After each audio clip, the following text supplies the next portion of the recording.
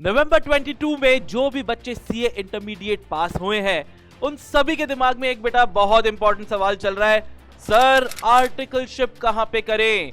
आप सभी को पता है आर्टिकलशिप अपने कोर्स का, अपने सीए के कोर्स का एक बहुत ही इंपॉर्टेंट हिस्सा होता है और यहां से आपका करियर शुरू हो जाता है बेटा। जिस तरीके की आर्टिकलशिप आप सिलेक्ट करते हैं उस पे बहुत ज्यादा डिपेंड करता है कि आपका फ्यूचर जब आप सीए बन जाएंगे वो किस तरीके का रहेगा। और आइए आज के अपन इस वीडियो में ये बात करते हैं कि आर्टिकलशिप सिलेक्ट करने का क्या सही तरीका है। ये यहाँ पे हमारे पास दो ऑप्शन होते हैं बेटा, या तो अपन एक मिड लेवल चार्टर्ड अकाउंटेंट के अंडर काम करें। एक मिड लेवल चार्टर्ड अकाउंटेंट से मैं क्या बोलना चाह रहा हूं, मैं वो बोलना चाह रहा हूं जिन्होंने अपनी खुद की एक प्रैक्टिस डाल रखी है जहां पर वो सभी तरीके का ऑडिट एंड अकाउंटिंग रिलेटेड काम करते हैं। वो स्टैट्यूटरी ऑडिट करते हैं, वो इंटरनल ऑडिट करते हैं, वो टैक्स ऑडिट भी करते हैं, वो कुछ क्लाइंट्स के अकाउंटिंग के भी काम देख सकते हैं और इनकम टैक्स असेसमेंट जो होते हैं, इनकम टैक्स एपेलेट ट्रिब्यूनल और में जाना और क्लाइंट के केसेस को प्रेजेंट करना, ये सभी तरीके के काम करते हैं। यहीं पर हमारे पास एक और ऑप्शन होता है कि हम सर जो टॉप फर्म्स हैं सीए की उनमें काम करें। अब सर ये टॉप फर्म्स कौन सी हैं? आई एम श्योर आप में से काफी लोगों को ये तो पता ही होगा कि दुनिया की जो बिग 4 कंपनियां हैं वो इंडिया में भी बिग 4 हैं। कौन कौन सी हैं सर? वो है KPMG, Ernst and Young, PricewaterhouseCoopers जिसको हम पीडब्ल्यूसी बोलते हैं, एंड डेलॉइट। इसके अलावा जो 5th 6th नंबर्स पे आती हैं जैसे बीडीओ, ये भी एक मल्टीनेशनल है, या फिर ग्रांट थॉर्टन, ये सारी बड़ी बड़ी सीए की फर्म्स हैं और ये क्या करते हैं, ये मेजरली कंसल्टिंग में रहते हैं। ये सीए का भी काम करते हैं और कंसल्टेंसी भी देते हैं। यहाँ पे इनके पास बहुत सारे डोमेन होते हैं और जो डोमेन होते हैं जैसे आपका सिलेक्शन सिर्फ ऑडिटिंग के लिए हुआ या ट्रांसफर प्राइसिंग के लिए हुआ या फॉरेंसिक ऑडिटिंग के लिए हुआ या रिस्क कंसल्टेंसी के लिए हुआ, ये कई डोमेन रहते हैं।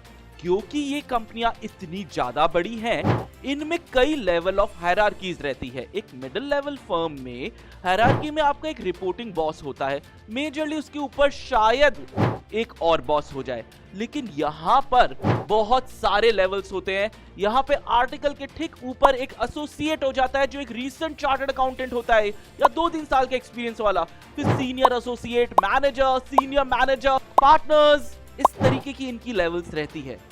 अब यहां पर हमें सोचना है कि सर हम कैसे इनको सिलेक्ट करें। देखिए बेटा, हर चीज का एक स्वॉट एनालिसिस किया जाता है। स्वॉट एनालिसिस तो आप लोगों ने पढ़ा ही होगा, strengths, weaknesses, opportunities and threat. आइए अपन आर्टिकलशिप सिलेक्ट करने के लिए एक स्वॉट एनालिसिस करते हैं। पहले अपन स्वॉट एनालिसिस करते हैं एक मीडियम लेवल फर्म का, जहां पे आपका रिपोर्टिंग मैनेजर जो बॉस है वो पूरा काम चला रहा है, वो सारे काम कर रहा है। यहाँ पे स्ट्रेंथ्स क्या रहेंगी, आइए इसके बारे में बात करते हैं।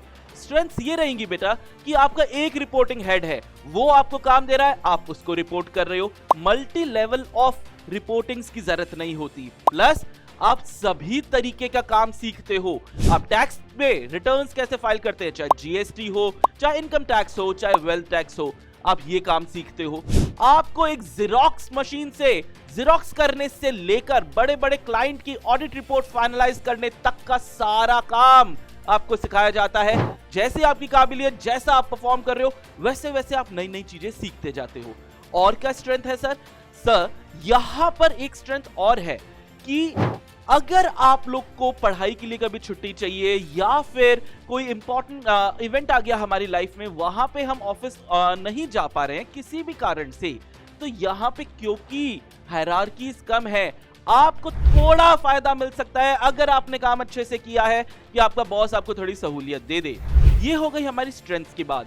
अब बात करते हैं वीकनेसेस की। सर वीकनेस क्या होते हैं?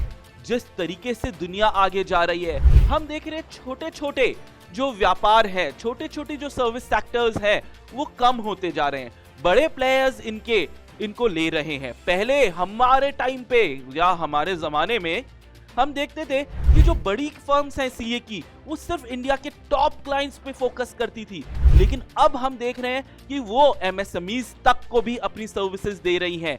वहां पर हमारे लिए वीकनेस ये हो जाती है कि हम एक ही सेक्टर की चीज सीखते हैं। ये जरूर है कि उस सेक्टर में हमारे से ऊपर कोई नहीं जानेगा, लेकिन हम क्या कर रहे हैं, हम एक सेक्टर, अगर आपको टैक्सेशन में लिया गया है उसमें भी बहुत डिविजन्स हो जाते हैं। आप डोमेस्टिक टैक्सेशन कर रहे हो, आप इंटरनेशनल टैक्सेशन कर रहे हो, आप वही लॉस कर रहे हो। आपके जो क्लाइंट्स हैं, आपको जो काम दिया जाएगा वो उन्हीं के लिए काम दिया जाएगा और उस चीज में आपसे ऊपर कोई नहीं आएगा। ये एक वीकनेस भी है कि सर मेरे को टैक्स तो बहुत अच्छे से आता है या मेरे को ऑडिटिंग तो बहुत अच्छे से आती है, लेकिन सर मेरे को दूसरी चीज नहीं आती। ये आपको सोचना है बेटा कि क्या ये वीकनेस आपके लिए एक बहुत बड़ा कंट्रीब्यूटिंग फैक्टर है या नहीं। अगर मैं अपॉर्चुनिटी की बात करूं, एक मीडियम लेवल फर्म में अपॉर्चुनिटीज इस तरीके की है कि भाई आप अभी छोटे हो, धीरे धीरे आप बढ़ सकते हो, और अगर आपका बहुत बड़ा कंट्रीब्यूशन रहा है इस फर्म की ग्रोथ में, तो इतनी ज्यादा बार हम लोगों ने इस चीज को देखा है कि जैसे ही आप सीए बनते हैं फर्म्स आपको डायरेक्टली ऑब्जर्व कर लेती है और एक अच्छी पोजीशन पे ऑब्जर्व करती है। इसके बहुत सारे लाइव एग्जांपल्स आप लोग को मिल जाएंगे। ये हुई हमारे लिए अपॉर्चुनिटी एक मीडियम लेवल फर्म के लिए। और थ्रेट्स देखें तो यार, अगर जिसके पास ज्यादा अभी पैसा है वो ज्यादा क्लाइंट को अगर अच्छी सर्विस दे पा रहा है, और अगर आपकी फर्म उसको उतनी अच्छी सर्विस नहीं दे पा रही, आपकी फर्म के पास अगर एक मीडियम लेवल फर्म है, उतने अच्छे सॉफ्टवेयर नहीं है, उतने रिसोर्सेज नहीं है, तो ये एक वीकनेसेस भी, ये एक थ्रेट भी हो सकता है। प्लस अब हमारा आईसीआई किस चीज पे फोकस कर रहा है, वो फोकस कर रहा है क्वालिटी पे। हर चीज की क्वालिटी बहुत शानदार होनी चाहिए, तो क्वालिटी शानदार रिसोर्सेज से होती है। जितने ज्यादा रिसोर्सेज, उम्मीद यही है कि क्वालिटी उतनी अच्छी। तो ये हमने बेटा एक स्वॉट एनालिसिस किया एक मीडियम लेवल फर्म पे। अब हम आते हैं एक बड़ी फर्म पे। जैसे मैंने आपको कुछ नाम लिए, ईवाई, केपीएमजी, पीडब्ल्यूसी, इनकी रैंकिंग ऊपर नीचे होती रहती है। कौन फर्स्ट है ये हम नहीं बोल सकते। बिग फोर है, फिफ्थ सिक्स जो है इंडिया की वो भी बहुत शानदार है, वो भी मल्टीनेशनल कंपनीज हैं। तो आइए इनकी स्ट्रेंथ्स देख लेते हैं, क्योंकि सर यहाँ पे डिवीजन ऑफ वर्क है। हर चीज को करने के लिए एक रिस्पेक्टिव टीम है और उस टीम में आती है स्ट्रेंथ। क्या स्ट्रेंथ आती है? एक्सपर्टीज की। अगर कोई भी काम आप 10 बार करोगे, 15 बार करोगे, 20 बार करोगे, तो वहां पे आपका लर्निंग कर्व बहुत शानदार हो जाएगा। और लर्निंग कर्व शानदार होगा तो आपकी मिस्टेक्स कम होंगी तो आपसे ज्यादा उसमें कोई नहीं जानेगा। और जैसे कि दुनिया आगे बढ़ती जा रही है, हम क्या देख रहे हैं, जिसको काम आता है उसको ज्यादा पैसा दिया जाता है। ये बहुत बड़ी स्ट्रेंथ है। प्लस एक कॉर्पोरेट स्ट्रक्चर मिलता है। हर चीज का एक तरीका होता है काम करने का।